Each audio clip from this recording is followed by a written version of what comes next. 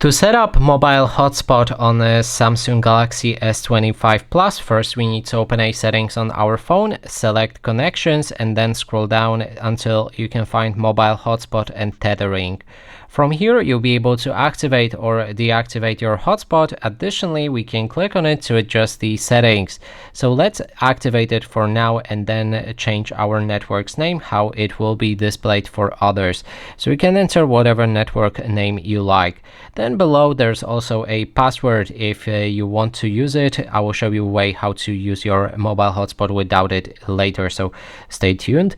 But anyway, you can change that password or just copy it if you like. Additionally, when we click on the band right here, you can change between different bands of your network. There's 2.4G, 5G, and 6G. There's also 2.4 and 5 combined.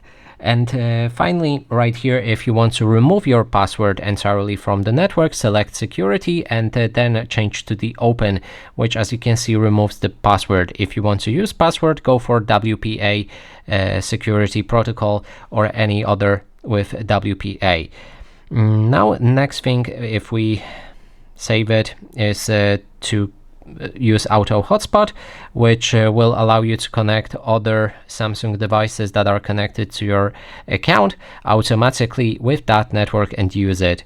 Then there's one-time password. If you activate it, only one person will be able to access it, and then you can copy and use that password for it.